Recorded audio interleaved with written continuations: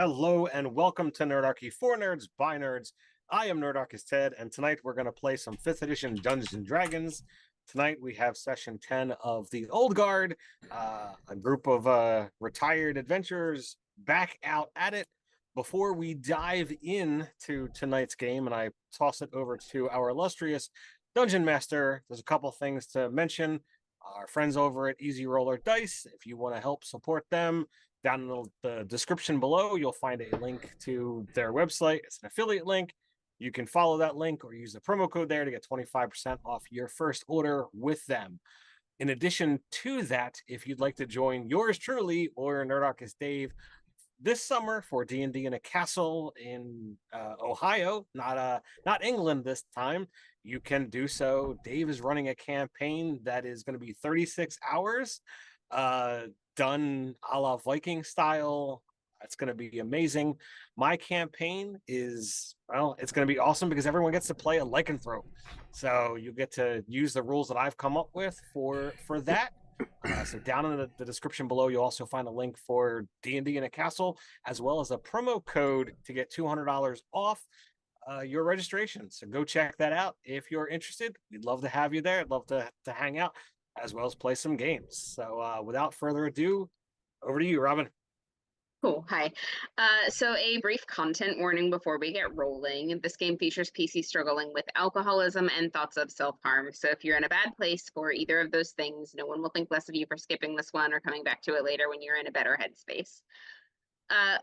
That out of the way, welcome to the Old Guard. All of these characters in the game, they're older adventurers coming back for one last hurrah, and we start by having people give the recap, and tradition is to start with our illustrious producer, Jake. So if you want to introduce yourself, your character, tell us where you're at online and what you remember from last session, and then pick who you want to pass it. Hey internets, it's Jake from Mini Terrain Domain, and that's where you can find me more often than not. I run the Twitch channel, twitch.tv/Mini Terrain Domain, as well as the YouTube channel, where we stream Pathfinder 2e, we stream Kids on Bikes, we stream D&D.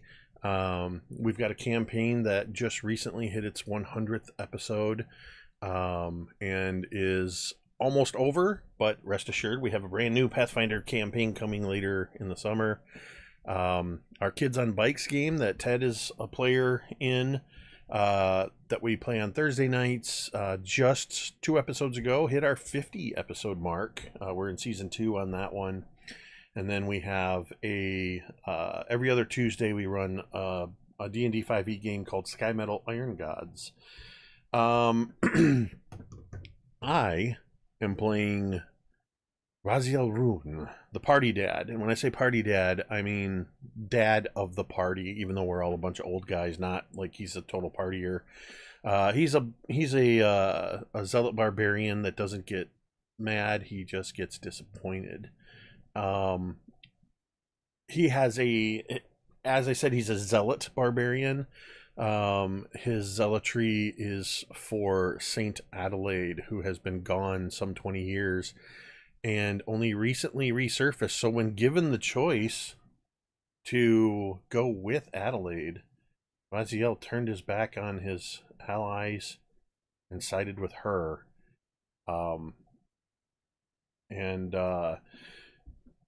Treston did not let him go alone. I'll just say that. So we're because of Raziel, we're a split party, but Raziel's not alone. And I'll throw it to... Nope, there's nobody over there. To Carlos. What is good, internet? My name's Carlos Rivera. I run the Volcanic Knight YouTube channel. And yes, just like our illustrious producer mentioned, there was a lot that happened the last episode in regards of battles and a lot of confufflery and confusion. But in the midst of all that confusion, we were trying to find a way to actually contact these other people, trying to find our way to our allies. Because, maybe Raziel has a good reason. Maybe he hasn't gone completely bonkers. What happened in the very, very last moment of the episode was Gelthor requested I wear his ring or something to contact Miss Adelaide. But as Raziel stated, he's not alone. And with that, I'm going to pass it over to Tristan. Hello there, I am Asa. I'm usually with Roll for Mischief, but we are currently on a hiatus. So I'm just, pulling a frag where I don't do anything else but play with Nerdarchy. And I play Tristan Marcos. They're a dwarven artificer, and sort of the crotchety old man of the group.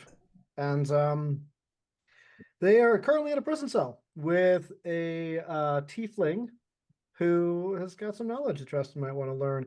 That all came to be because they decided to grab onto Raziel as Adelaide pulled him away. And, bros don't leave bros behind or something like that. And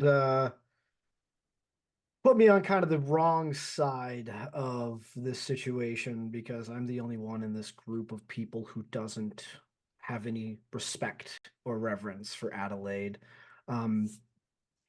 Shortly after being put in prison, Tristan had requested that one of her servants give Raziel a wrench, and kind of inferred that Raziel would know what to do with it. And with that, we kind of called into a flashback where Tristan, Raziel, and and Gelthor all had a chance to sort of talk about their philosophies when it comes to religion and the divine. And it was a pretty interesting conversation. Tristan essentially said, hey, yeah, gods are real, but they treat us like I treat this wrench. We are tools in their service, and I look at you as more than tools, both of you, and hate to see you being manipulated by outside forces. And I don't know if either of you want to pop in with your perspectives at one point, but yeah, at that, I'm going to pass it over to our Ted. Hey everybody, I am Nerdarchist Ted, as you're probably aware. But if not, tonight I'll be playing Gelthor Everell. Erevel. I always switch those things up. He is a tiefling cleric. He is the one who is dealing with substance abuse and what have you. He spent several years pretty much drunk off his ass, and we are using the new versions of what do you call it? Exhaustion. So he deals with the negatives and what have you, because yeah, problems. What I remember from last session is after the characters were split, we had to figure out how we would get our companions back, and he's very heartsick and destroyed by what Saint Adelaide has become. But through this newfound connection with his deity, he sought to do a communion. But in order to do so, he had to find some place that there was a shrine to his goddess. And we did some investigation. We found that there was a place, and this priestess who was there was able to not only allow us to use the shrine, but provided us with the necessary reagents to do it, because I'm recovering from being drunk all the time. I got nothing of value that I can get rid of, so did not have the necessary things. So we did a communion, and I actually spoke to the goddess, and she showcased that through her eyes she was aware that Adelaide was not completely on the up and up, and that's why there was this kind of frustration and headbutting going on between this divine agent and the goddess, because they're not seeing things the same way, and I was kind of in the middle, so all kinds of problems happen. Off to you, Robin. All right. So, where we left off, specifically was Klaus just about to put on the ring that connects to Adelaide, and has informed us that that was your idea. So the two of you, what is going on right now? What is your plan here? So I would let Klaus know to, like, look, this ring allows me to communicate with her. Uh, I don't I don't necessarily know how it works, what its complete limitations are. Uh, I don't know if she's got the ability to shut things off, but throughout the years, I've reached out to talk to her, thinking that I was talking to her from beyond the grave, and she's apparently been lying to me this whole time, or at least allowing me to believe what I suspected rather than correcting me or saying, "Hey, I'm around. Why don't I come say hi?" So she's got Raziel, she's got Tristan to some degree. So I don't know what we need to do to have a conversation, or even how we should play this. But you are so much better at talking, and you are not dealing with everything that I'm dealing with. So being far more impartial is far better than trying to have me in the middle of all this.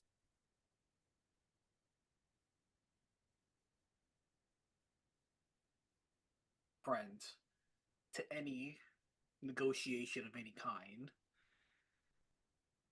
is to know the other party. I myself don't know too much of Adelaide. Is there any insight you can give me into these Well, conversations? a couple of days ago, I could have told you what I thought, but everything that I think I know is clearly not true. This woman did great things when she traveled with us years ago, and now she's looking like undeath and seeking and using necrotic energies. That's not what I was expecting from a woman I cared for. So I would say expect duplicitousness. Expect her to lie and be able to backstab us at a moment's notice. I think that to some degree, she still cares for those of us that she traveled with, but I don't truly know. She didn't seem to give a crap about the minions that she was with, and she was caring more about the mission. So I don't know. When you spend 2 decades apart, regardless of who you think they are, everyone is bound to change. I put my hand on Eldor's shoulder. Even the most little bit is telling me a lot. Thank you. Of course. I grab a quick drink of water because it's not every day you talk to a god, Oh, She's not a god, she's just a saint. Oh, well, okay, well, my bad. I assumed. I've made the same assumption. You're fine. Okay, great. He still drinks some You're water. still anyways. wrong, but you're fine. Right? He still takes a drink of water because he's been harshed. And Klaus slips on the ring and concentrates as much as he can. It's like passing through a door. You could knock if you wanted to, or you could just walk right in. Which do you do? politeness. We knock. So you knock, and there's a pause, and then a questing answer. Not quite a voice yet, but an implied, who goes there and what do you want? The great St. Adelaide. I am Claus, a simple servant of peace. And I come to you seeking to know if our allies you took with us, that you took with you, excuse me, are okay. You mean your allies that followed me quite willingly?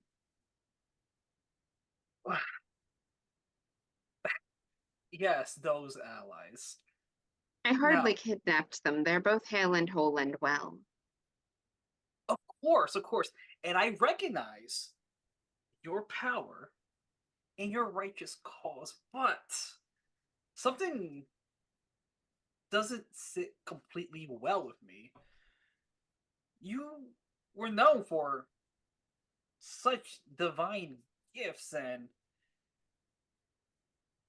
fellow followers are, well, my friend noticed you may be dipping into some not so favorable sources.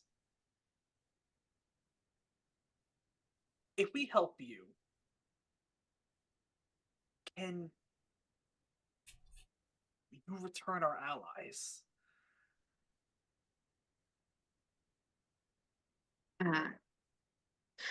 You see, should your allies want to return to you, I am not stopping them from doing so. Raziel could walk out right now if he wanted to. And Tristan? Has no legs. Yeah. He has legs, but unless something has changed the last I checked. No, I'm fairly sure that they already didn't have legs when they got here. I'm not. Otherwise, what is that chair for?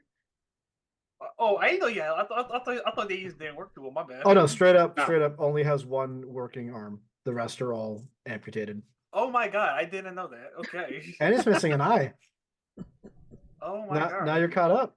I do want to fucked up. point out that, like, fact check, he is in a cell right now, and like Adelaide is completely like just talking around the truth here, but everything she said has been factual, so that's where we are. Of course, Carlos is now caught up with Klaus knows. And presumably she's taken his armor, right? Yeah, probably. I mean, like, I don't like you're not gonna like leave Iron Man in the Iron Man suit when you put him in a cage. Why not Tristan? Why can't he return as well? Unless you have harmed him in such way. No, they've not been harmed.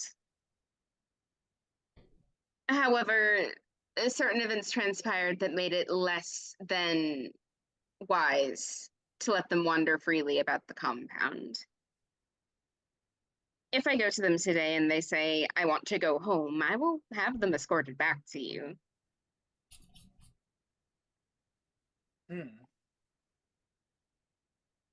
Thank you for showing such forgiveness. But as a favor of Gelthor, why stray from the divine? I will answer that if you will answer me something first. Force is only polite. Are you asking that because you have a reason to want to know, or are you asking that because Gelthor sent you here to ask questions because he didn't want to do it himself? You mistake me for someone's errand boy. No. He's a good friend of mine. when he speaks of you, of the past, you can see his eyes light up. But certain recent events causes that light to shift fade. And if my friends are not happy, I am not happy. Yeah, so I asked of my own accord.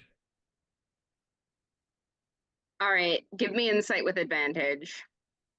Alright, let's hope my dice are okay, good. They're actually working on D&D Beyond. Brother, yes, and not 20 that John. All right, Yeah, you are directly connected to her mind when you ask this question and things come to the surface unbidden. The roll was for whether or not you could tell that you stung her with that one, and you absolutely can. But Oh, because you're shit. not 20, you get more than that. You get flashes of memory. You get long nights of her sitting in her little office room cramped beside the fire listening to something whisper in her ear. You get the starving need to complete a goal. You get obsession, and then it cuts out immediately and the connection drops. As just almost like being pulled out of the Matrix. I'm back sitting on my chair in Raziel's kind of dwelling. So what were you able to find out? She definitely has a want, she has a mighty need, if you will. And it may cause her to go down certain paths. It was not entirely clear, it was just brief. But So I'll ask Klaus to describe the conversation, looking at what he saw, what kind of inflections, and then based off of that, is there anything else that I can glean considering the connection I used to have with her? Mhm. Are you doing insight or Insight? Yeah. Mhm.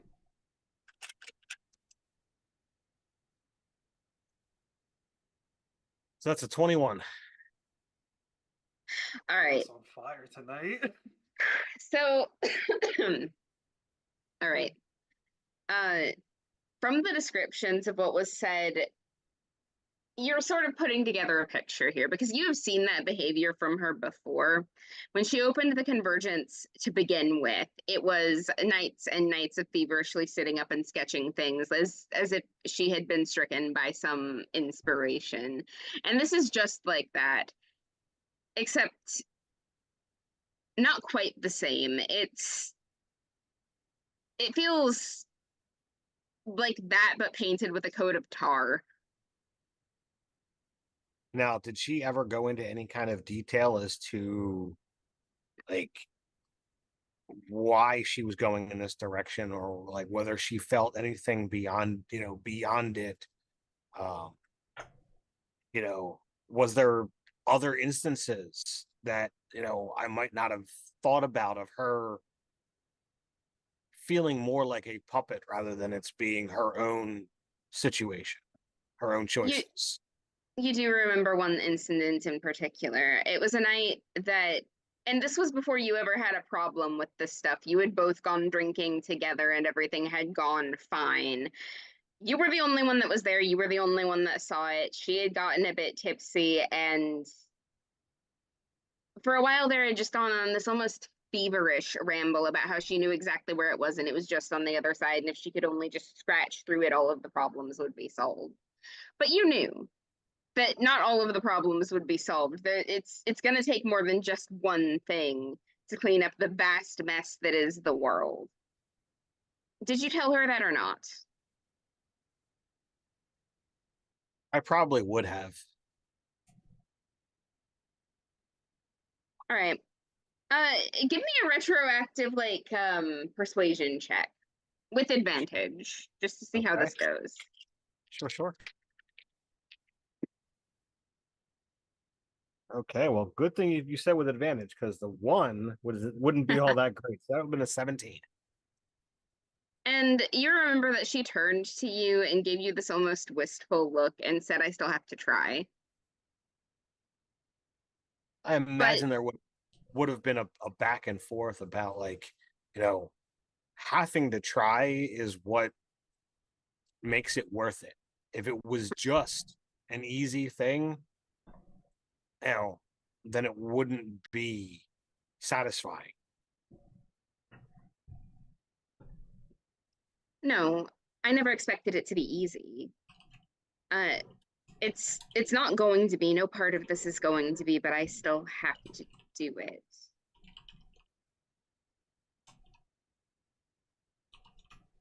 So thinking back to those conversations and using, you know, the new information, do I feel like this is legitimately her making these choices, or do I feel like maybe she's always been some kind of, you know, puppet serving, you know, some unknown master or masters, as the case may be? It definitely casts doubt on those interactions. You can look at them and see them the way that you saw them before, but you can also look back at them and think, you know, that might not have been her after all. And if that's the case, did you ever really even know her?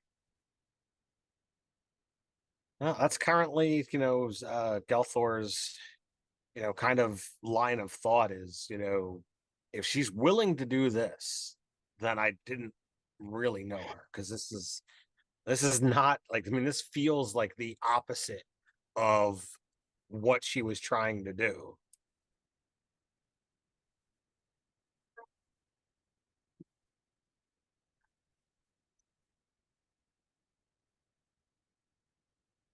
All right. So, do either of you have anything that you want to add to this exchange? I mean, not at this point in time for me. Gelthor. No, I mean, he's got a lot to think about, and desperately wants to, you know, go drink. All right. So I'm going to shift gears back over to Raziel and Treston. The woman in the cell next to yours, Treston, has gone to sleep, and by the snoring, you're fairly sure that that's real.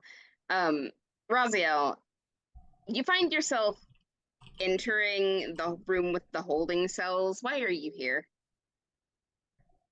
Is it specifically to speak to Treston, or is there something else you need in here?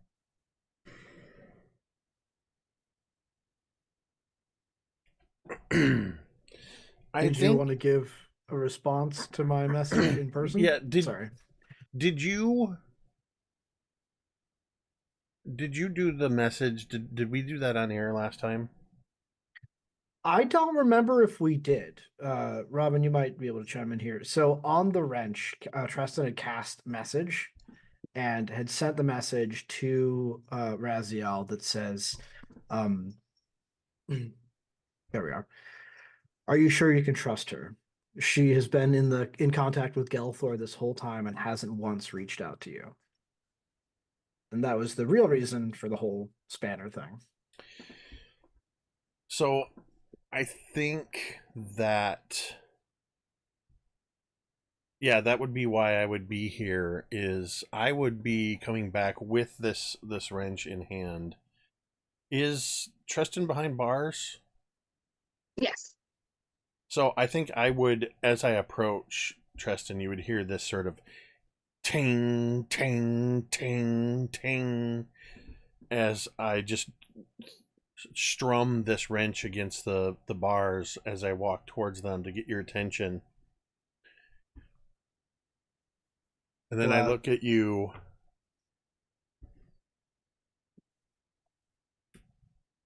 She has her reasons. And it's not my place to question. It's never been about trust, Justin. But devotion. My heart has always belonged to her. And then I let the wrench sort of clatter to the floor.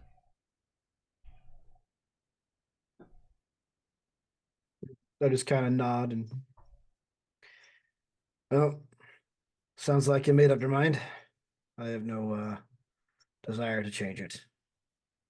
Just want you to know that I care about my friend. I don't want to see him hurt.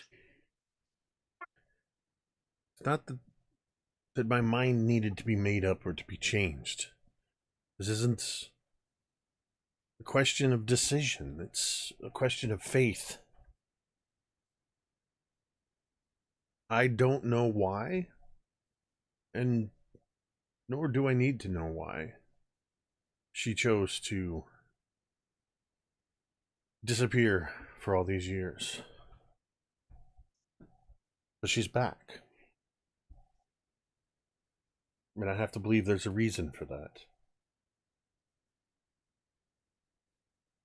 No, I come off pretty hard on anything divine, whether they be gods or saints or whatever, but a lot of it has to do with faith. I've got quite a bit of it myself, actually. You see, I have faith that Simon loves me.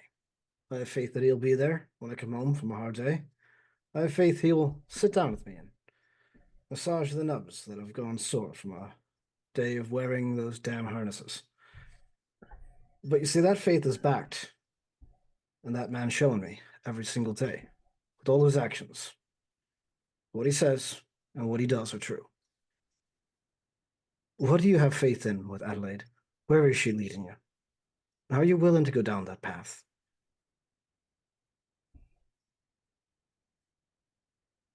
That wrench of yours.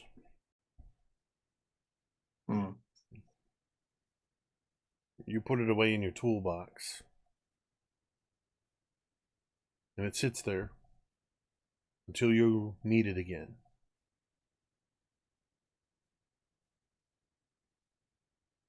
It could be 2 days, 2 weeks, 2 years, 200 years.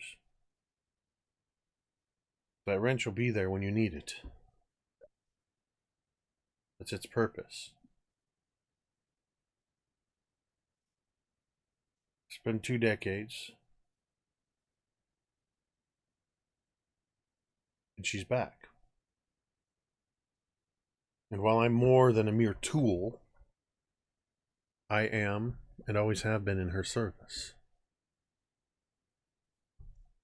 It doesn't change the way I feel about any of you. It doesn't change that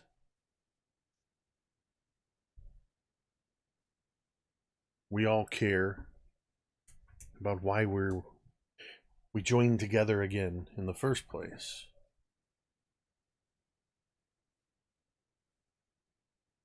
But my heart has always and first belonged to Adelaide. And if she's back, I need to know why. And if there's anything I can do in her service.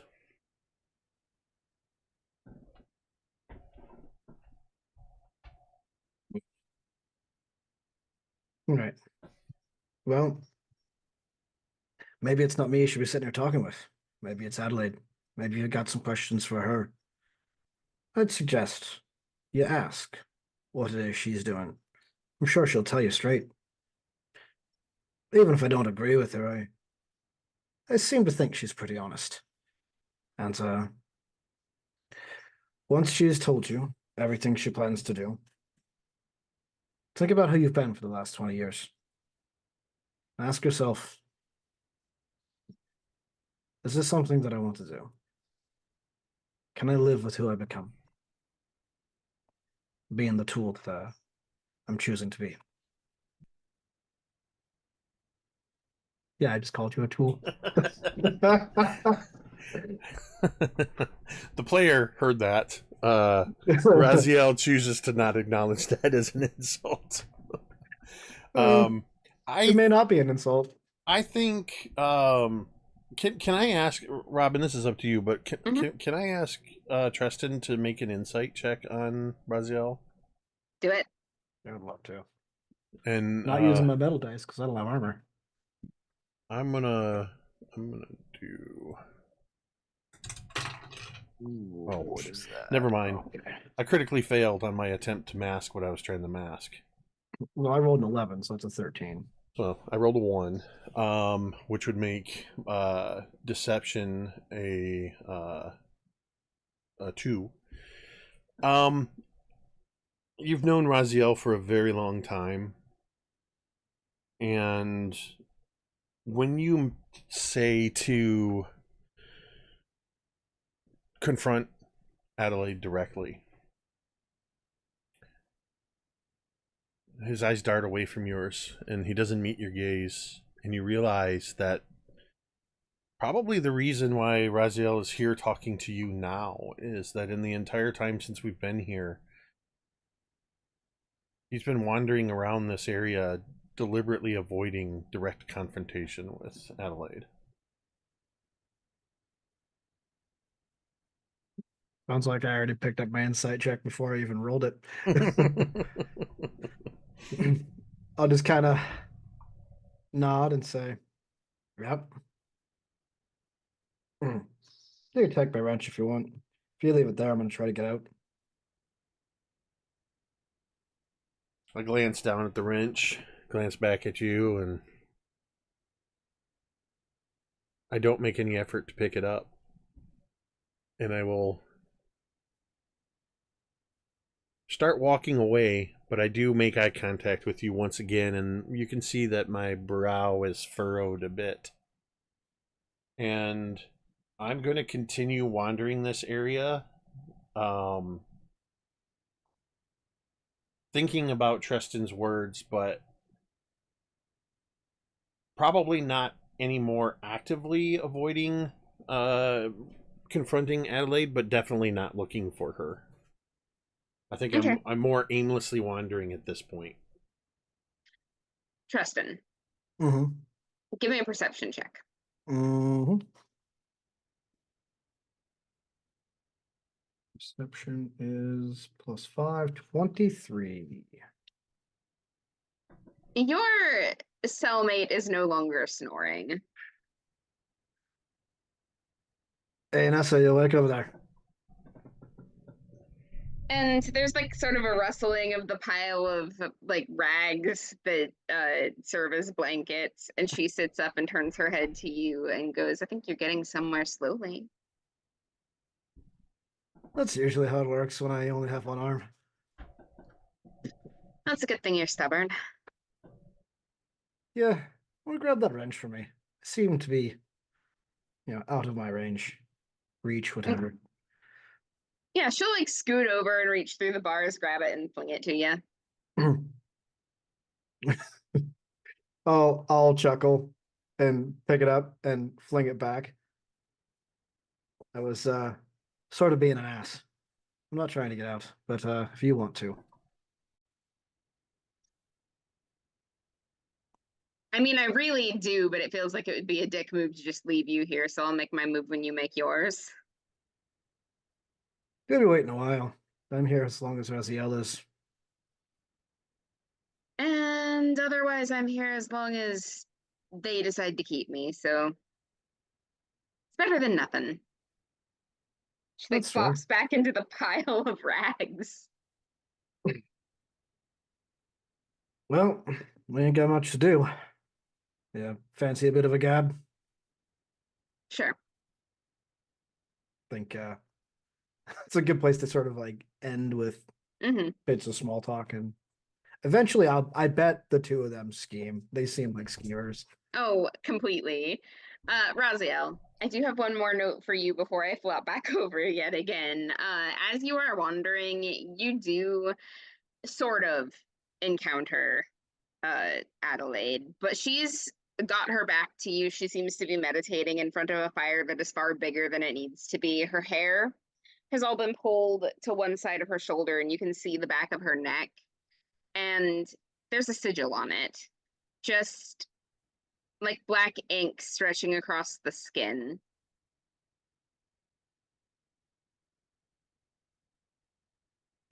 Do you want to give me Arcana? Yeah, that'll be a +0, but that is a natural 20. I went from a natural 1 to a natural 20. I love it when that happens. So you do recognize a few of the symbols in that sigil, and you've got a sneaking suspicion that it's a curse mark. This is not walk in there and confront her about it right now certainty, but you'll remember what that shape looks like. You'll Yeah. carry it with you to be able to look into it later. Yeah, it's definitely. I think it's almost like a classic trope of movies where as Raziel's looking at this, Tristan's voice echoes in his mind, "Are you sure you can trust her?" And for probably just a fleeting moment, maybe even one that makes him feel ashamed for thinking it, Raziel questions his devotion for just a moment. But does not say anything to her. Does not. He doesn't. I think in his state of devotion to her, it's a wait until spoken to kind of thing. If she seems to be in any kind of meditation or prayer or anything like that, he's taking up more of a position now, almost of I guess Overwatch guard. Mm-hmm. Yeah, that makes sense. So, does anyone not sleep tonight?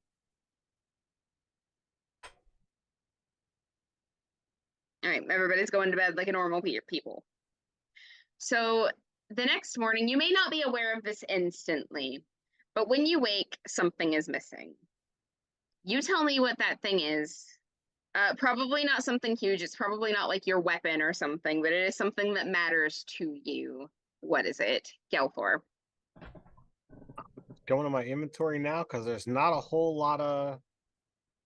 Oh, that's right. You don't have a whole lot to steal. I've got armor, I've got shield, I've got weapon. Unless Gelthor, actually, never mind. Let me send you a DM really quick. Sure. Tristan, you go. He actually has items added to his inventory. All right. Tristan's wedding ring is gone.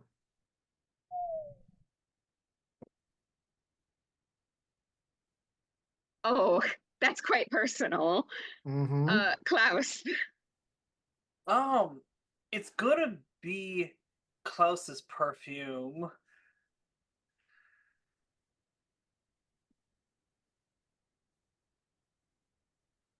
Raziel.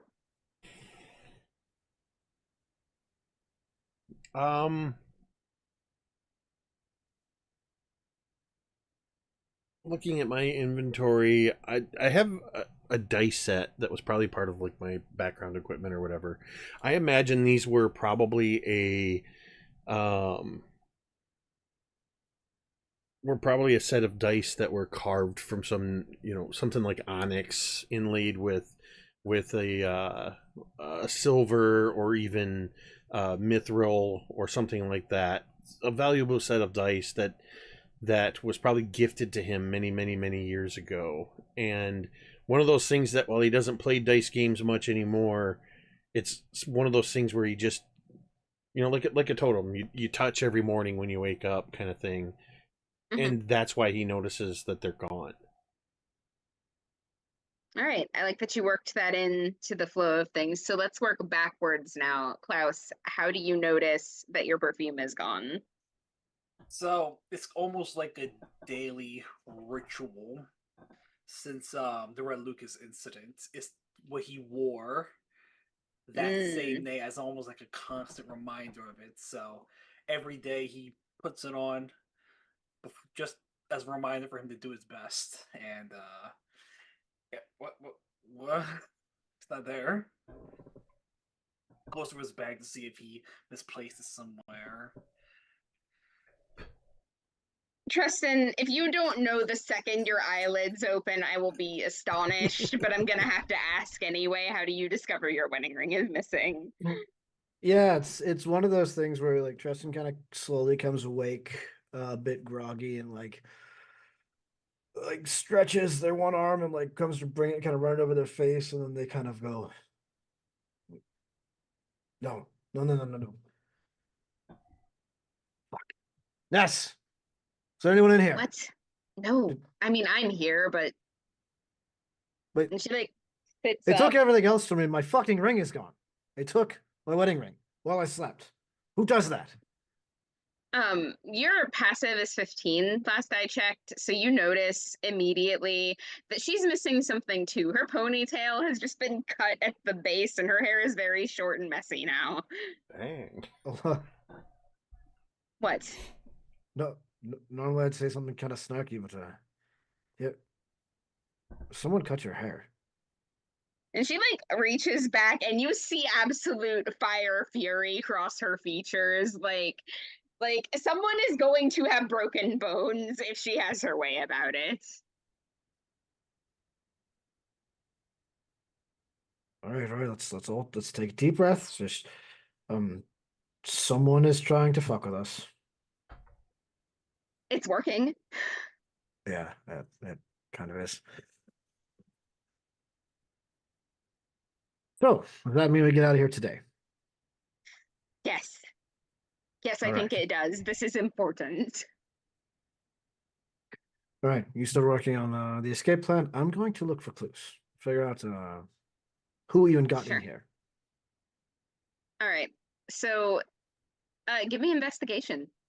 All right. Ability checks. Investigation is something I'm trained in. Yeah. Damn it, I'm using my tiny D20 and I can never find it. That's an 11. You actually do see a footprint heading out of the room. It's a small footprint, perhaps belonging to a halfling. The tread on that shoe is strangely plant-like. But and yeah, it's a little bit wet. Does it look like small enough that they could have squeezed between the bars? Maybe. If they're flexible. Okay.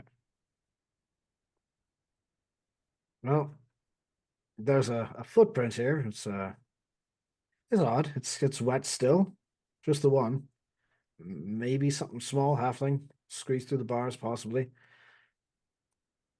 I'm gonna dip my finger in the wet and taste it. It tastes like salt. Mm. Like sea salt.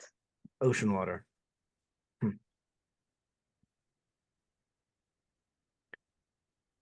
that mean anything to you? It feels like it should mean more than it does. Yeah. But if that little bastard cut my hair while I was sleeping, I am going to take some teeth. Yeah. Give me insight. Oh, I rolled a 1. Yeah, you think she means it. You think she's being completely serious, and this is absolutely the plan that Nessa has right now. All right.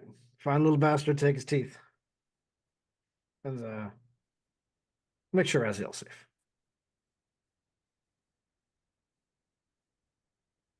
Yeah. I don't know what else to do with only one arm.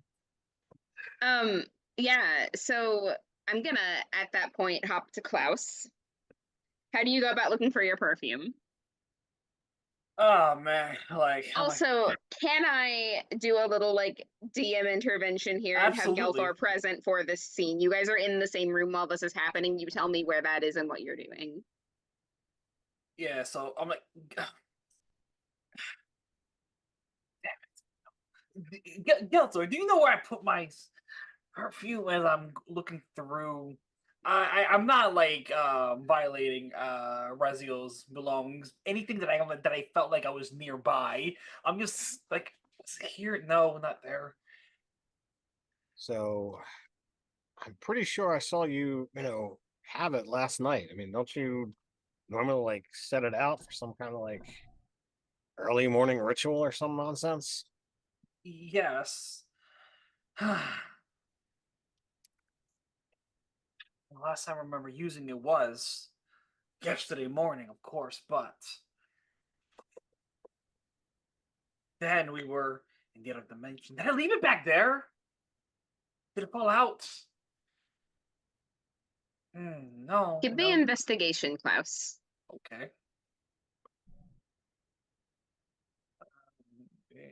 Can I assist? Yes. Alrighty. I will now roll. Grand total of 16. So you do find where you left your perfume. And Oh, where thank it is God. supposed to be, it is no longer. Instead, there's a little pile of wrapped up seaweed. As I unravel it. I don't. Yeah. Just a Oh. little shell drops out and sand spills onto the table or the floor, wherever it is you are. I'm like rubbing it off. Like we were nowhere near the ocean. Does the seaweed or shell have any significance to me in any way? Aside from coming from the ocean and having a vibe to it, no. But it does very much have a vibe to it. No. Klaus, you know that amongst other things, Nareen is a goddess of the sea. And even though I actually communed with her yesterday in my dream, she told me to go with the tide. I don't know if that's the tide went into my bag? I don't know if that's a literal direction or if I'm just supposed to go with whatever happens today. Well, as I ready myself up and then spray the perfume on me, like I'm just like I wish the tie had some consideration for personal space, but okay, if that is what's needed of the gods, then we will do so. He's clearly motions on his sleeve, like not happy about someone going through his things, regardless if they're a celestial being or not. I don't know who was in the bag. I don't know where your perfume got to, but if I'm getting this kind of message, I'm certain that before long it will be returned. You do notice that there's another seaweed tied to the doorknob. All right.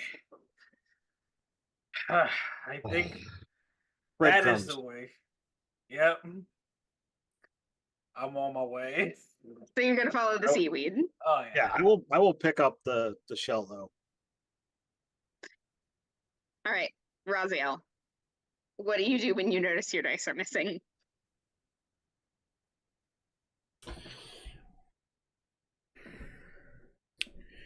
Immediately going through my pack, very much in a practical way. I must clearly have misplaced them, is my initial thoughts. So carefully unpacking everything and looking in everything that's, that they could have gotten tangled up in, and repacking the bag, and I just imagine this moment of having checked every pocket, every part of my pack and everything, just sort of sitting there finishing repacking and just kind of going, and now starting to scan around looking for any clues beyond that. And now is when you see it, and you see it so clearly that you're not entirely sure how you didn't see it before. There's a little line of sand just from your bedroll to the door of your room.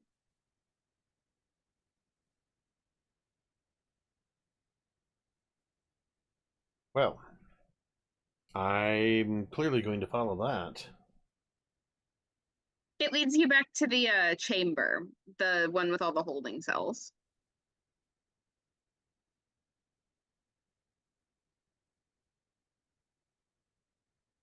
I'm going. And you can kind of tell how the line goes in and then comes back out again. Okay. So it goes in and through the holding cells and then comes back out again? Uh-huh. Wherever it goes, as long as I can, I'm going to follow it until it leads to something. But you see Tristan first. Tristan is cellmate that's like trying to find a way out of these cells and like maybe occasionally borrowing tools to like try and get the linchpin out, but it's like it's got stoppers on both sides. It's not coming. She's very frustrated. Can I pull a? And her hair is set of- very short. Can I pull a set of lockpicks out of like a little tucked away pocket that I have well hidden? It would have been nice if you'd led with that. I He know. does not seem to have noticed Raziel. I pull this out and kind of like pull myself over to the door and start to pick it and go, Raziel, just in time to watch our grand escape. Someone's going about stealing my wedding ring, and this girl here wants to steal some teeth in return. No, they took her hair too. He took my hair. It wasn't always like that. And That's like very it's, observant, if looks could kill. Interestingly And- enough, I also find myself missing something. And I'll Gotta indicate fix the the trail of sand lockpick. that I followed to kind of get to here. And I think at this point,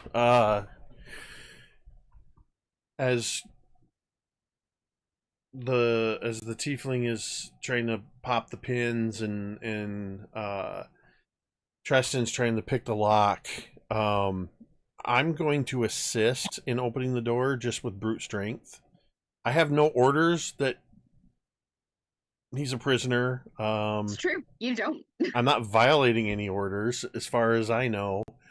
So yeah, I just kind of imagine maybe she loosened up the pin or something, and I'm just gonna kind of grab the door and just kind of lift it the rest of the way off the pin and set it aside. Okay. I'll roll And, if you want me to.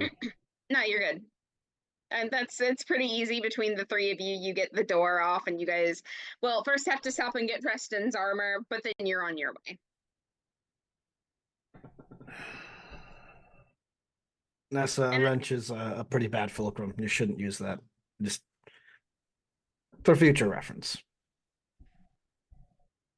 So all of you, and I do mean all of you, the entire party, end up in a grotto down by like the shoreline. It's low tide right now, or this place would be underwater.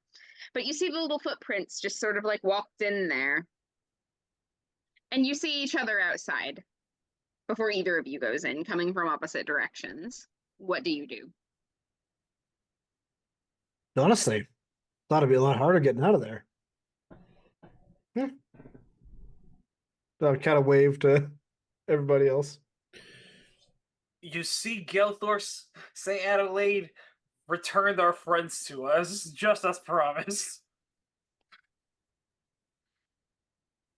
So I smile at Tristan, and I kind of furrow my brow a little bit at Raziel. I'm furrowing my brow too, but it seems to be more out of confusion. Just running into you guys, not any kind of disappointment or anything, but I had the impression that we were like in an other place. So to run into you guys seemed like the last thing that would happen. No, you were just in the catacombs. It's just under the city. You weren't like on another plane or anything.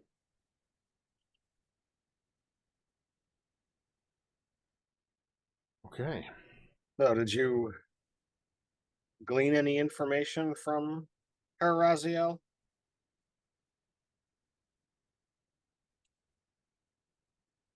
If I'm being honest, she hasn't had a whole lot to say. But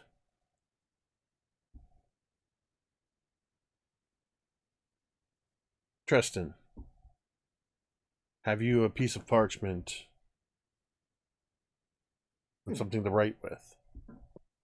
Oh, of course. Yeah, let me just. You seem like the one most likely to have writing tools.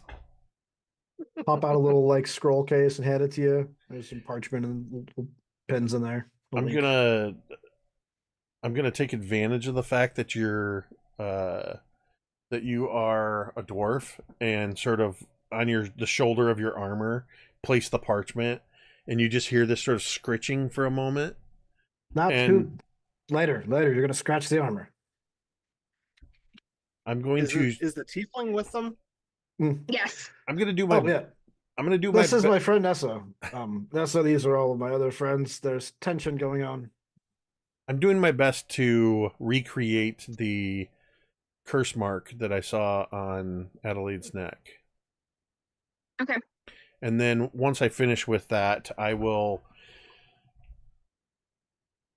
show it to Gelthor, but primarily, but so that everybody can see it. Does this mean anything to anyone? Gelthor, it does mean something to you, but I'm gonna have you roll anyway to see how much it means to you. Okay. Is this religion or arcana? Either. I will roll religion then. Well, I am going to use my inspiration because I did not like that roll. That is significantly better. That is a 15. It's a backdoor. It weakens the will and acts as a vector for other things to get in.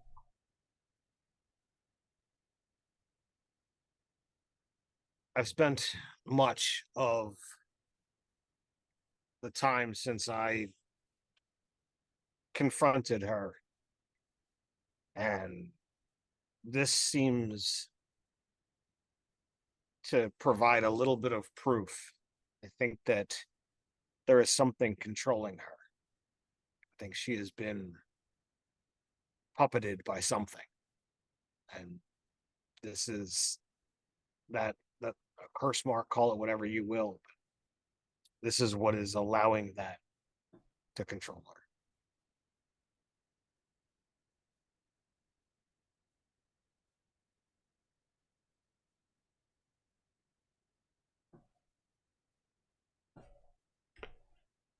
We have no way of knowing how long she's borne this mark.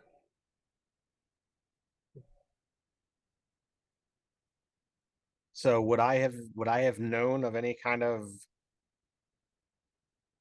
mark upon her body? I mean, she had a freckle on the back of her neck when you knew her, but it was just a little dot. It wasn't anything. Wasn't something like this. No. Okay. Oh, when It we was that traveled, color though.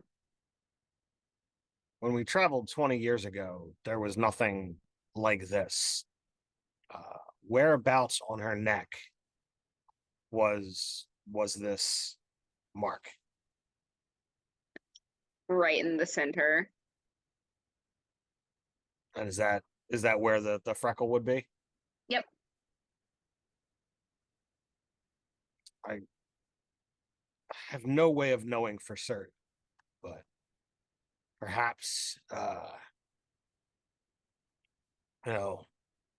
the mark has been there all along and it has grown, thus whatever is puppeting her gaining more control, more access.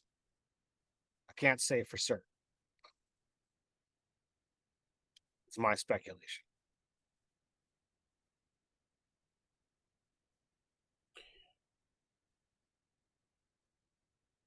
Sounds to me like this calls for one of my favorite things. A nice little study montage. As soon as you said that, I had a flashback to our wizards back at the tower in that vast library. That's immediately what I thought of. Yeah, I think with almost, not even almost, just definitively avoiding making eye contact with Tristan. More looking at Gelthor. If this means she's compromised, we need to find a way to help her. And then I'll kind of glance in Treston's direction, but still not make eye contact, on top of everything else that we're already dealing with. There is always the possibility that all of this is in some way, shape, or form intertwined. It seems the other things that we've uncovered have had their stories wound together.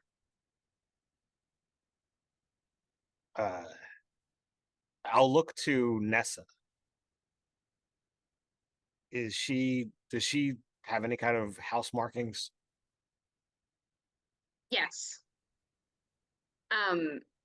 You see a sort of a ritual scar that you have definitely seen before, an emblem of House Nalindar, but it is very faded. She hasn't refreshed it in quite some time. It's not unreasonable to suspect that she's not trying to advertise that. Now, how well did we get along with the dragonflies? Decently well, but they were like that family that got along with everybody and like didn't rock the boat too much. It's not much of a boast to say that you got along well with the Nalindars. Okay. So I guess I would, for a moment, I would, kind of, address Nessa, and give whatever the proper, sign of respect that, tieflings would do to one another to recognize, oh, you belong to a house, this is courtesy. And she would give it back after you did, but give me insight, actually. Sure. That is the thing I need to work on as a DM, is not giving you information for free. It's a 14.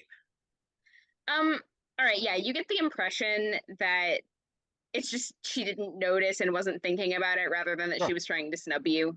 Sure. Oh, and please, that's the last thing that, Gelthor is going to really care about, is like, oh no, my, practically, non-existent house is not getting respect. It's like, come on. As all this is going on, you're all notice like Claus is getting irritable. Like, like kind of tapping his feet a bit.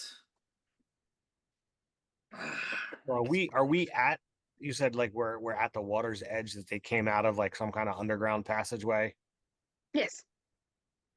Uh, It's a little grotto cavern. It's a cave that you're standing outside of, and the footprints lead further in. Well, so let's get on with it. Yeah, there's something in Nessa- here I'd like to get. Nessa, I don't know if you have any knowledge or dealings with anything that's going on. Many of our houses are practically non-existent these days. I seem to keep finding families. I've come across several of us already. No, the families are long gone. The individual members that were part of them are still around for the most part, but it's smart to go to ground, and no one is operating as a group anymore, are they? I believe the Belzine are. Huh. I don't know anything about that. I haven't gone looking. I wasn't planning to. Do you think that's got something to do with whoever cut my hair? Well, I think, and I'll gesture towards the footprints that have been kind of followed. I'm just, I'm expected to follow the trail, follow the tide, and like I said, I keep coming across, because we've seen an Alendar, we've seen the Belzine. Pretty sure there were several others that we've come across. We came Didn't- across didn't- those with Daliac, didn't we? The praying mantis. Oh, that's what she Yes. is. Oh, right. No, she's Dragonfly. Sorry. My bad. Okay, I know that you. Oh yeah, because serendipity was celiac. Hmm. So I don't I know if they have the came across list. the people specifically or if just rumors. Yeah, but- you did because they had tried to get into contact with her and you guys had a conversation about that and you were not impressed at all. Yeah, I have a list of the houses and the bolded ones are the ones that you haven't come into contact with. So the ones that aren't bolded are the ones that you have. And I'm like sitting here trying to remember what the circumstances were. Sure. All right. Well, if you could let me know which ones we've come across, so I can adjust my notes. But I mean, I've got all of the houses listed in my character notes so that I can easily access them. These are not spoilers, so I will just send you a little screenshot on Discord. But all right. So are you guys going in this cave? Yes. Yeah, there's something here that seemed to have taken something from the both of us, the three of us. Yeah, like And No. don't Raziel, question. I would say, like fold that paper up, that scroll, roll it. I don't know how much it takes to activate, but I'd rather not chance things. So don't let that mark go against your skin. better not have etched it into my armor when you were drawing it. Like, I guess my question is like, is Tristan and Klaus fighting to go up front, or? I'll let you go first, Klaus. I know there's something fishy going on here. I'd rather you encounter it first. Yeah, he's like, he seems way more determined to see an end to this. There's usually someone here who makes these puns better than I do, but they don't seem to be talking much. There's a stone table at the end of this cave, and it's like there's a light that comes down from the top, like the stone is worn thin a little bit, and the light is like kind of getting through a bit, and like you can see the particles sort of floating in the air above, and just sitting there out on that table where the footsteps end are all of your things. Including a little ponytail that is like, consider like it's pretty long. You can see why she was upset. I'll run up. You like, Iron Man run up and grab my ring and kind of put it on, and then grab Nessa's ponytail. I'm like, I can try to mend it. I don't think that's how it works, but No, it's not how it works. Do you know anybody that knows how to cut hair? Raziel was a great barber in his time. Was Raziel a barber at his time, or was that a reference to a previous campaign? Well, Yeah. that's for Jake to decide. I'm making shit up. Well, it's funny because what's his name? I've totally forgot his name, but my beardomancer, Wizard. my Beardomancer. beardomancer wizard was a barber surgeon. Yeah. I think when Raziel says that, I just look at Nessa and say, I mean, if you don't mind a military haircut. Well, come back to the I'll- house with me. Simon will do your hair. He's good at it. And she just Wow. sort of nods and prepares to go with you. And it's about at that time, Tristan, that you start getting like a little call from Simon as well. And you know how this Yeah. is going to go already. Where have you been? Are you okay? Is everything all right? I haven't been able to get a call through to you all night. Yeah, so we like take a second message back and forth, just filling him in on, would have called sooner, but they took my phone away from me for a work meeting. The signals in the catacombs there's just no signal. But he's putting the pressure on so that way you can just go whenever it is you need to go, and that's your reason. Look, turn to everyone, family stuff. You know how it is. Husband at home, worried. I got to get going. Razio, are you good?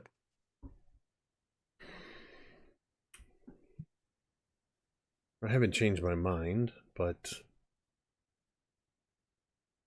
I'm good. It didn't, like I said, it doesn't change how nothing's changed about us.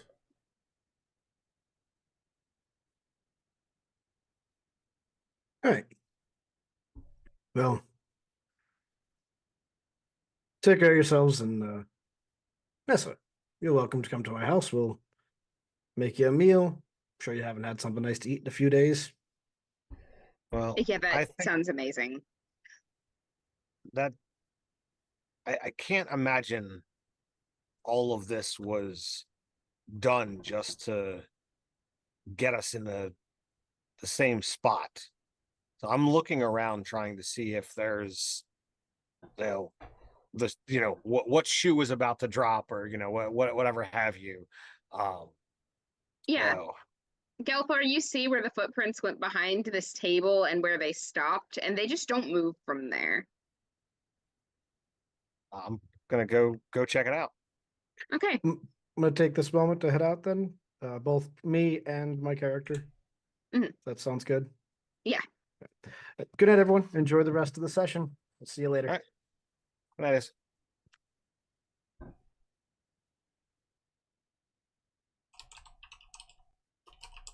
So I head over to this this spot and see see if I can see anybody over there. So you see the particles. And they're important because, well, you don't see anybody over there. You see where the particles aren't landing. You see where they're not floating through the space.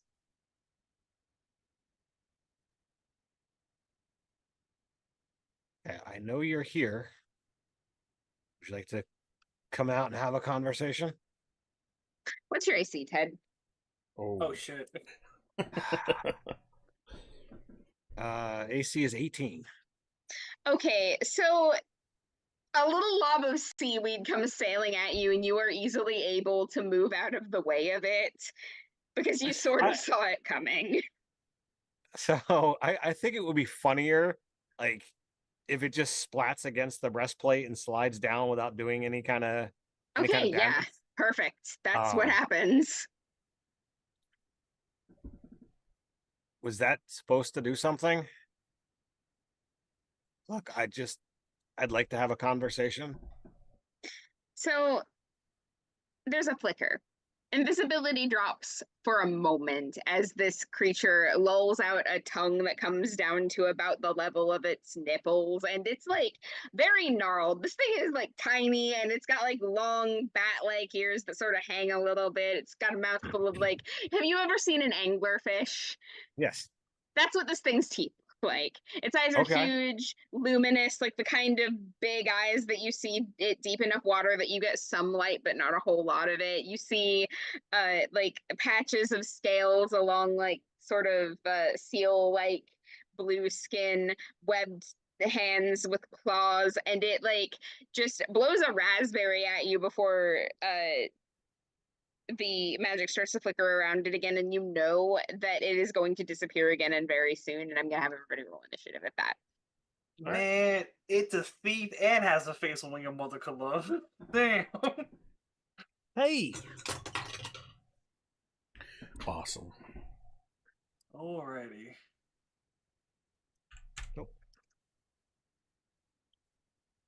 I managed to actually roll well for initiative. All right, what'd you get? 21. All Ted right, never just missing does that. Klaus now. All right, gotcha. 20. Gelthor, you're up first. All right.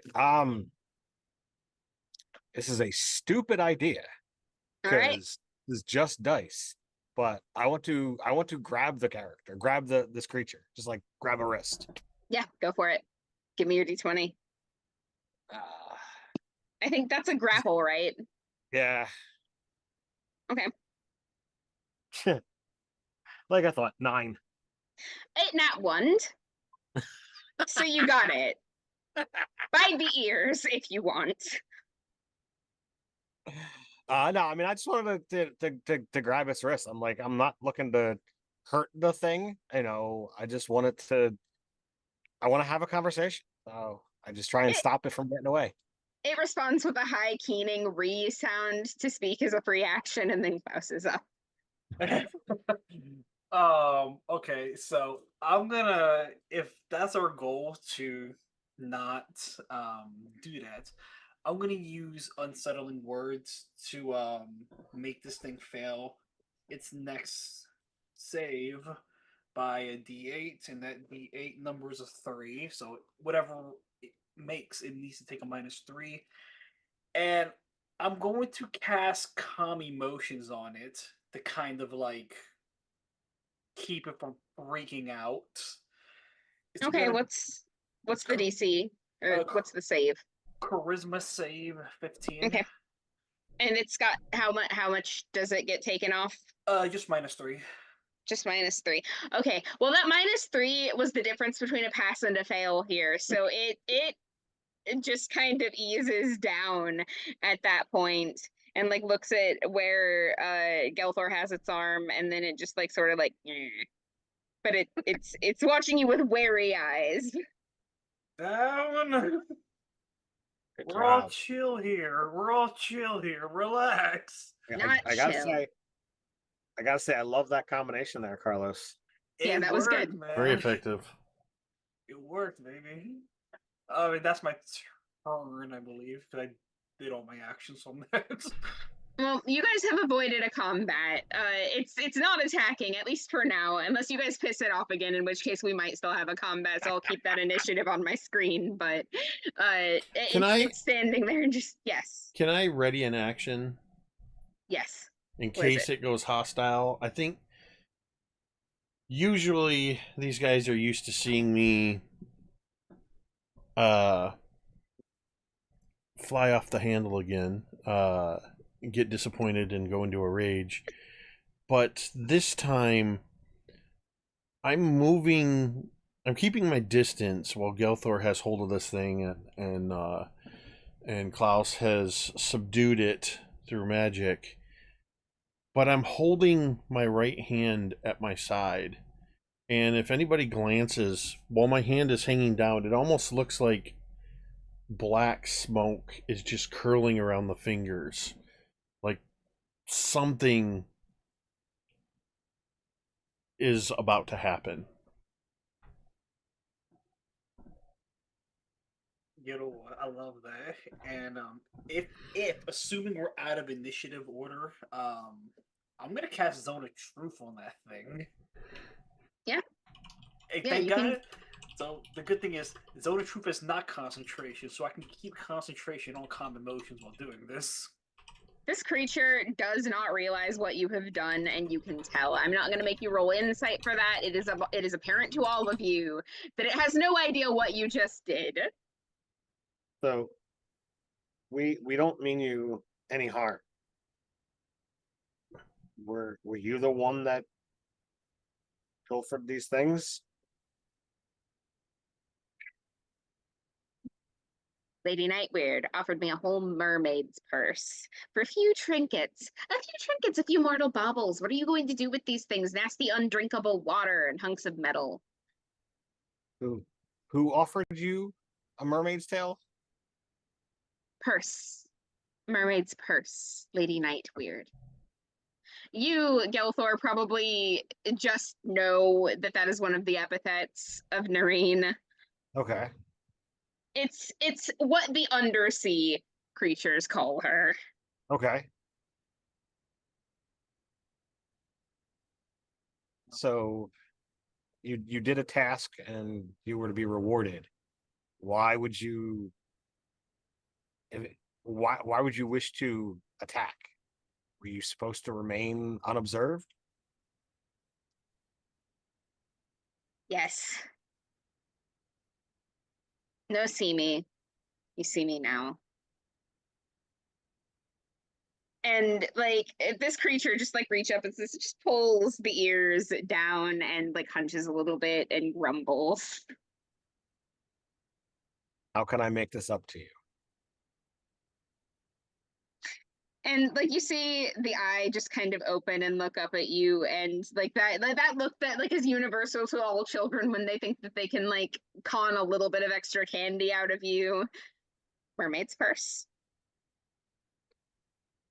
Sadly, I have no coins or trinkets that I could spare. No, Sure. no. Not coins, not useless metal. Mermaid's purse. And the creature starts to draw in the sand. Now this creature is not very artistic, but if you want to make an insight check at disadvantage, we might be able to figure out what this thing is. Disadvantage, got it. Also, what's your nature? Nature's I think pretty decent on this character. It's a 2. So at disadvantage, insight is an 8. Okay. I'm gonna let you bump that up to a 10, adding that nature score on there because Okay. you're looking at this thing and you're not actually sure specifically what breed, but you know that that's an egg sac of some kind. Okay. I don't have any eggs either.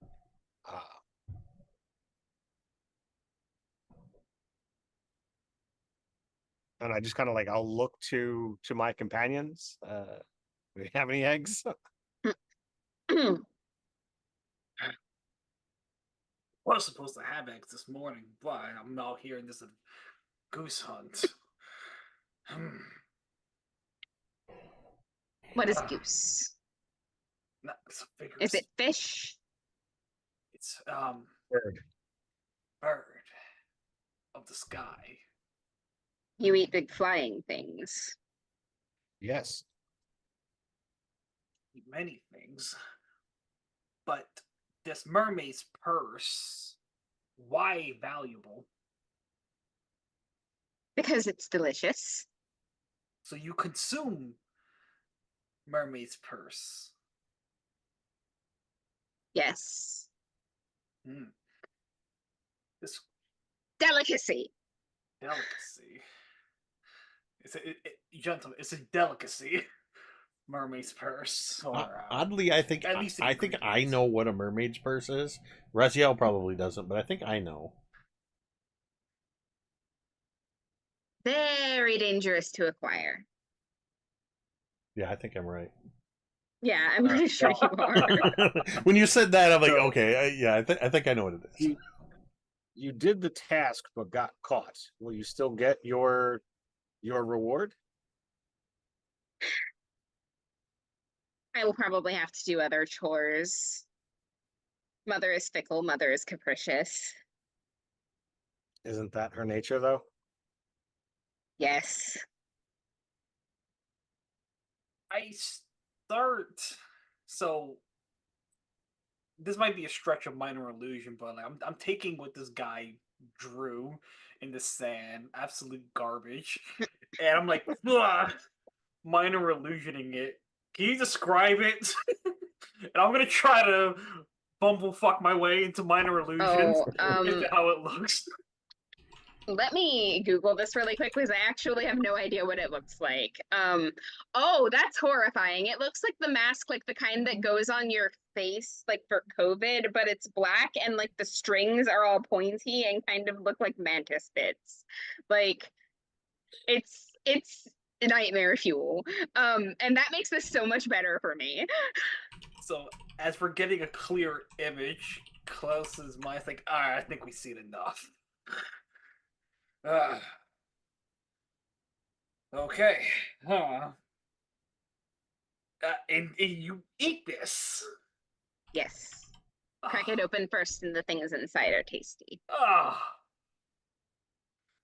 Well, I guess he, you know, group of folk have their own delicacy, but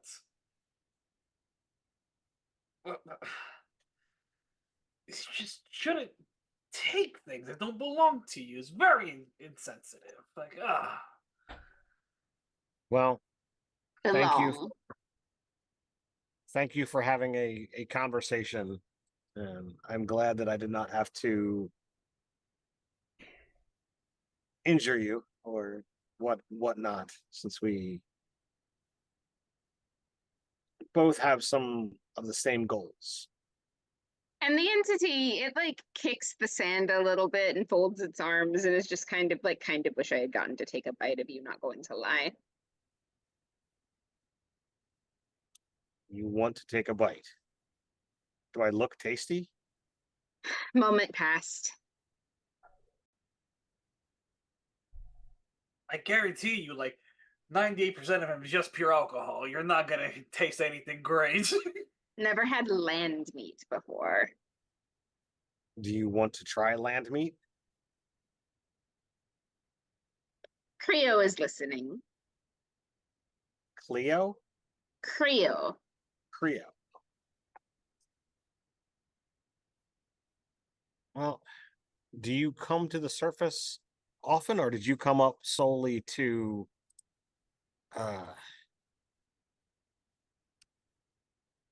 to do this task? Came up on errands. Business, business, always business. Come up here with no business and people find you and they kick you back into the sea, if you're lucky.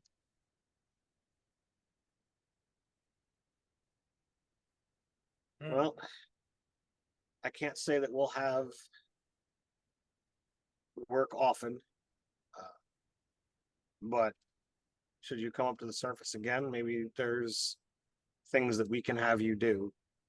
Mother says I can trust you. Yes. And I will allow you to sample different land meats so you can try different things. And this creature spits in its hand and like reaches out to shake with you. I will do the same thing. And all right. And just like that, there's a bargain struck, and you feel a little tether connecting you to this entity. You have a feeling like you can call him if you want. Okay. So the plan was to go back to Tristan's and get a meal. Nessa, said she was hungry, and I will bring Creo, and hopefully Tristan will allow us to Oh, kind of get a meal there. let me write that down, because I am like 80% sure that Asa is gonna like start a minor fight when you guys walk in with this creature that stole his wedding ring, and I'm so much looking forward to seeing that happen. I would love to show Tristan Mermaid's purse. Hey, take a look at what he wanted.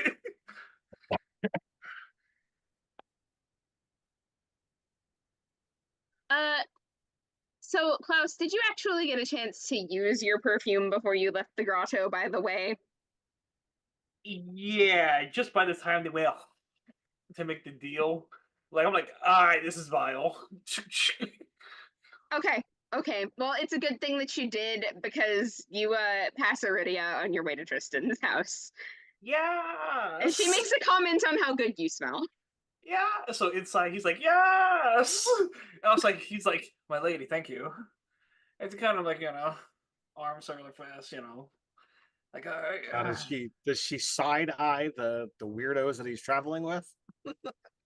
I mean, all of you are a little bit disheveled and you are carrying a very strange sea creature, but actually it's not so much of a side eye as a, what is that? I have never seen that before look that she quickly curbs and makes it a point. Like she'll be asking a lot of questions later. It's an exotic my dear, breed. don't eat the mermaid's purse if you're offered it. It's an exotic breed of dog. Oh. I am both repulsed and fascinated. I'm going to have so many questions about this later. Now I know where to start researching. Thank you. And Creo mutters, Creo, not dog. Oh well, he doesn't know that. I think he was trying to alleviate the woman's questions before she asked. I see. We don't Yes, see many like yourself up here. That is very, very accurate and true. In fact, I think you're the first of your kind we've ever seen before. Creo live in the deep, deep ocean. Now, I spent, I don't know, between 5 and 10 years on a boat. And do sailors come across, creatures like this? Sometimes if there has been a shortage of fish in the water, they will surface to attack. But usually they just steal some oranges and leave. Like they don't actually eat that much. They're coming for food. The sailors know what they're coming for. So if the fish are scarce, they will put something else out. So it's very rare to actually see one on the deck. They come at night, take what they want, and leave in a very brownie sort of way.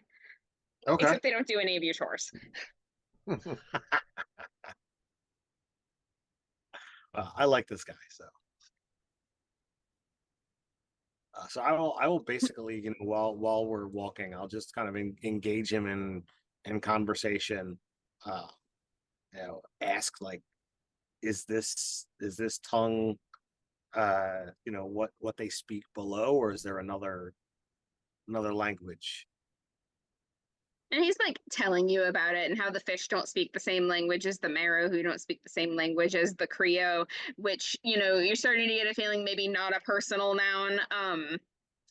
But he's happy to babble to you about what things are like under the ocean and like what society is like and the elves that live there. Because did you know that there are elves that live there and they're not as hoity-toity as they are on the land? At least he thinks so. He's never seen a land elf before, So except for is that Cre- one. is Creo a species, or is that your given name? Creo, others like me, Creo. All How of us, how Creo. how do you speak to each other? You, me, You we. don't you don't have individual names? No, we have smells. Smells. I know what other Creo smell like. Family, not family. Enemy, not enemy. Just as specific as we need to be. It is interesting. I've never encountered sentient species that doesn't self-identify. Hmm. You have Well, you clearly have individual wants and wishes, yes? and after this Creo, we'll know whether or not I like land meat. But yet the to us on the land, a sense of self like starts off with a name. Typically, like you will go through life and you will keep acquiring, more names, nicknames or affectations. Uh, in Creo understands. Creo understands why you are confused. Name. Name. These are speaking words. Not as easy underwater. And he will straighten a little bit, and he does this odd pass with one hand over the other to show you, and he like makes use of the flaring of his fins to give it a shape. And then he nods and points to himself, and he says, "Name." These So, words surface meat. okay, that is interesting. So you communicate underwater more with your hands. Yes, yes. Impressive. Creo will teach you. I would love to learn. As Klaus is hearing this conversation back and forth between how the use of language is done, he chimes up to Creo, if that's what I may call you. It's actually part of my profession to speak to different sorts of species. The fact you're speaking common right now is, again, you're the first of your kind we've seen. Yes, Creo could not do that before. Mother lent it. But I could probably speak to you on your level. I will use my universal speech ability to kind of like pop into I guess his native tongue. And now while he may sound goofy in our tongue, I bet he sounds like Shakespeare in his language. It's not a tongue at all. He starts gesturing at you, and I'm gonna go ahead and roll that your spell works as intended this way, and you understand exactly what his hand signs mean, but they're a little bit clumsy too, because usually he would be underwater and the currents would have a place in the grammar and syntax. Cool. So I'm like handing at him as well, like, oh shit, okay. These people are intelligent. Do not let their speak fool you. Okay, there. Whoa. leagues, no pun intended, beyond us. Oh god. So Ted has to go to timeout. I'm not going to explain why, but Ted has to go to timeout. He knows what he did, and we know what he did. I'm giving referee hand signs of, speaking to the I need a dude. referee. All right. You are the referee! I am the referee. Ted, Okay. Ted, does that mean that conversation is going to have a happy ending, though? Okay, Maybe now not. Jake goes into the penalty Listen, box as Frag's well. not Both of here. you Somebody guys- had to say it. That's fair. That's fair. Fine. You both get a reprieve for now, and I'll take it out on Frags later. All right. Well, I know that I don't know if there's anything else that No, you would guys happen, are but getting close to Tristan's place, and that's where we'll pick up next time. so I was gonna say, like, if you want to bring Tristan in to, be able to yell at this guy, or this, this Creo, we could end off here. Yeah, that sounds so good. I do want to say So- real quick, Go for it. Robin, Yeah. the language of the Creo, that's one of the coolest things I've heard. Oh, thank you. The use of the currents as almost like an accent, that was sort of like the icing on the cake to that unique way. It's truly a unique way of presenting a language that I've not seen before. I thought that was really cool. Thank you. I dig languages, that are, different and unique as well. So And Claus Yes. is on fire tonight with those bard abilities. Hey, I'm finding spots to use them. I'm all like, yo, use them if you got them, man. all right. So for those of you who are out there watching, I know we're ending a little bit early, but we want to give this opportunity for the missing players to add into what's going on here. So please follow all of these amazing people, whether they're here or not. Wherever you can find them on the internet, links are going to be down below, as well as to Easy Roller Dice and D&D in a Castle, where you can come game with either myself or Dave this summer. We're going to be there the week of August 18th to the 22nd for some amazing games. I'm really looking forward to it. I know there's a couple of spots still available if you want to get in on it and not have to fly to England like we've done in the past. So until next time, stay nerdy. Nerdy. Stay nerdy.